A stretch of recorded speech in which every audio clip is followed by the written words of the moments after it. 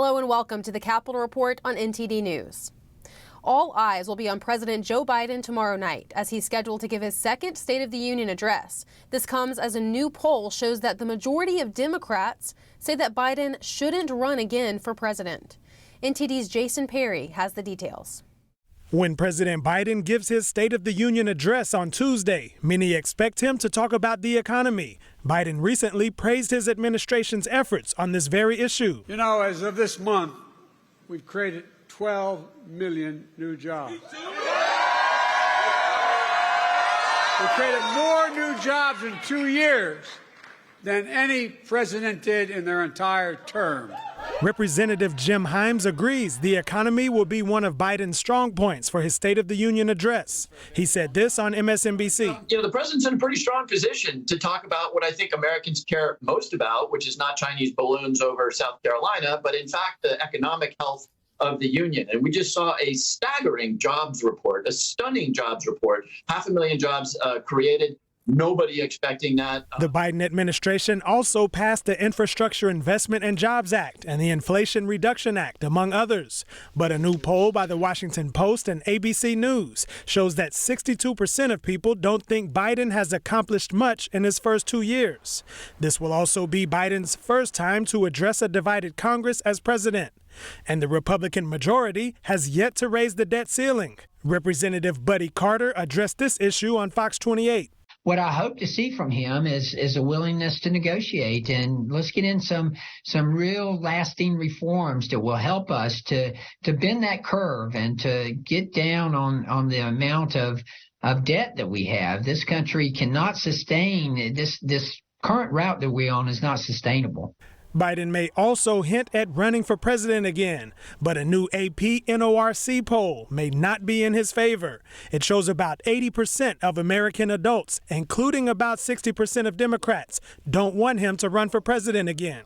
Jason Perry, NTD News. And right after President Biden's State of the Union address, Arkansas's Governor Sarah Sanders is scheduled to give the GOP's response. Myself and our Capitol Report team will have special coverage tomorrow night beginning at 8 p.m. Eastern. You can watch it live on your local NTD channel or at ntd.com. And new details are emerging about the Chinese spy balloon as the U.S. recovers its debris from the sea surface. NTD's Iris Tao has the latest on what the Pentagon and White House tell us. After the U.S. shot down a Chinese spy balloon on Saturday, Navy ships are now collecting its debris in an area that's roughly 15 football fields in size. And Beijing is now accusing the U.S. of attacking what it calls a civilian airship. But the U.S. National Security spokesperson reiterated today that the balloon was indeed conducting surveillance over sensitive military sites in the U.S. We certainly came into office aware that the Chinese were continuing this program of spy balloons, and that they were continuing to try to improve this capability, this military capability. And the State Department says the PRC knows precisely what this was doing over the United States. And I asked President Biden today if the U.S. can trust China when it comes to the balloon. Can you trust it on other things now? The question of the balloon and attempting to spy in the United States is something that's anticipated in China. The question is whether or not when you ask China what they're doing, they didn't deny they had the balloon over there. But it was. The question of China. The question of deciding where we can work together and where we have opposition. While Democrats say Biden did the right thing at the right moment, some GOP lawmakers are calling Biden's response weak. And Congressman Joe Wilson is even calling for Biden to resign over what he calls a catastrophic Chinese spy balloon spectacle. Lawmakers are expected to receive classified briefings on the Chinese spy balloon in the coming days. Reporting from the White House, Iris Tao, NTD News. The Biden administration is saying that Chinese spy balloons traversed over the United States at least 3 times before under the former President Trump administration. Former President Trump responded Sunday saying it never happened and that if it did, we would have shot it down immediately. That's what he told Fox News Digital. John Bolton, former national security advisor under Trump, and other Trump officials are backing up the former president. Bolton said that with 100% certainty, he did not know of any balloon flights under his tenure. Former acting director of national intelligence, Richard Grenell, also said that if a balloon had come up, we would have known. But an anonymous senior official told Fox News that the recent balloon flights are part of a larger pattern of spying by Beijing. He cited 3 balloons during the Trump administration and 1 under Biden before the most recent one. He claimed the balloons went undetected but didn't specify how he knew about them. This sparked backlash from Congresswoman Marjorie Taylor Greene, today writing on Twitter, if it's true that the Pentagon purposely did not tell President Trump of Chinese spy balloons during his administration, then we had a serious breach in command during the Trump admin. And joining us to discuss the Chinese spy balloon, we have Bill Gertz, national security correspondent for The Washington Times. Gertz is a 20-year expert on the Chinese communist regime, and he's published 8 books on national security. Gertz will offer us his insights into the spy balloon incident, overall U.S.-China policy, and Speaker McCarthy's upcoming trip to Taiwan. Bill Gertz, national security correspondent for The Washington Times, thank you for joining us. Thanks for having me. All right, Bill, so I first want to ask you about your thoughts on the Chinese spy balloon. What are you specifically monitoring or watching for after this incident surfaced? Well, clearly the Pentagon has details on this spy balloon, which indicates that it's not a weather balloon, as Beijing has said, but in fact, it's a maneuverable high-altitude surveillance platform. And this brings up the question of spying. What were they spying on? The balloon was tracked from the Aleutian Islands near Alaska, where we have large numbers of missile defense facilities and sensors, through Canada and down through Montana, where 150 Minuteman III ICBMs are based. The balloon is what they call a near-space aerostat vehicle, and as such, it could be useful for China, which has a major nuclear force buildup, for targeting U.S. ICBM fields like those in Montana. Additionally, because it is floating on the edge of space, it could provide the kind of data that China will use for its new hypersonic missiles. These are ultra-high-speed missiles that fly right at the edge of space and can maneuver to their target. They're high-tech weapons because they can defeat our missile defenses.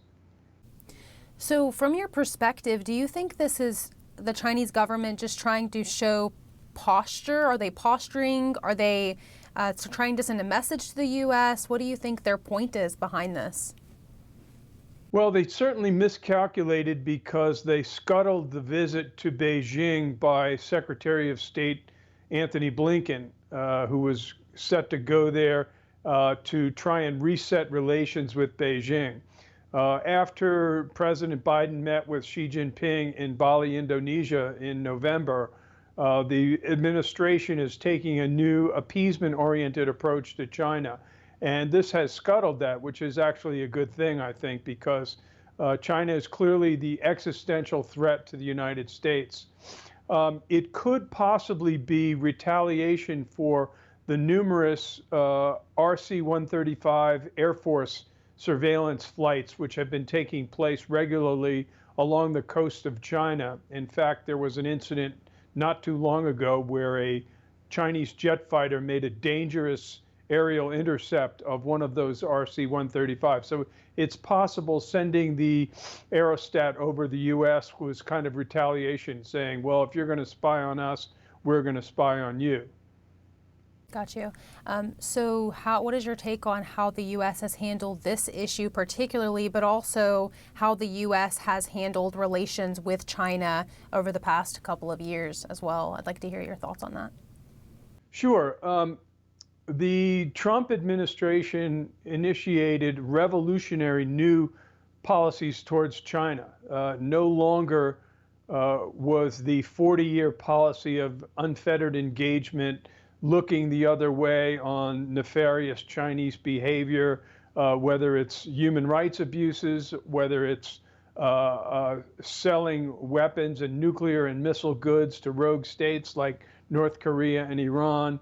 And most importantly, the Trump administration recognized that it's the Chinese Communist Party and communist ideology which are behind these bad behaviors. This was really a new point, because like I said, for 40 years, the idea was that there really was no threat from Chinese ideology. They didn't believe it. The Biden administration has adopted some of the policies of the Trump administration, but right now there's a debate within the Biden administration between more leftist radicals who want to make up with China and develop policies that would supposedly mitigate climate change, and basically put aside the hardline policies that were initially adopted by the administration. And I see them winning out in the sense that the Biden administration is trying to reset relations with China. So I want to now ask you about McCarthy's expected trip to Taiwan. This follows, of course, former Speaker Pelosi's trip. And of course, these two trips sparked immediate backlash from the CCP.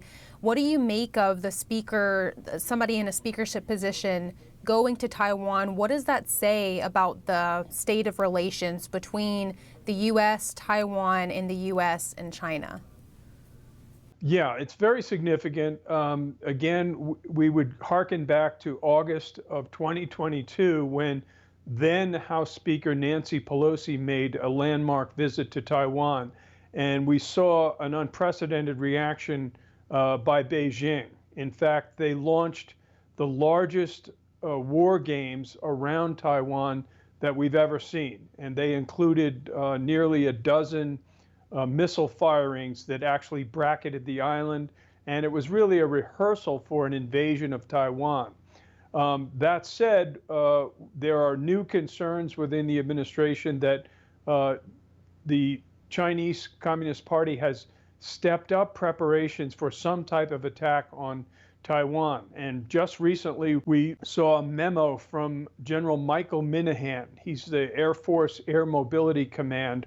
And he revealed that in October of 2022, Xi Jinping held a war council on Taiwan. And General Minahan said that he believes that China will go to war with Taiwan, which will involve the U.S. in defending Taiwan in the next 2 years, by 2025.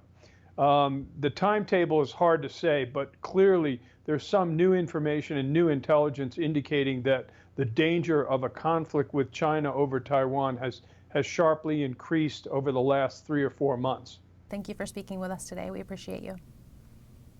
Thank you for having me. Thank you for watching the Capitol Report. If you want to see our full broadcast, check us out at epochtv.com.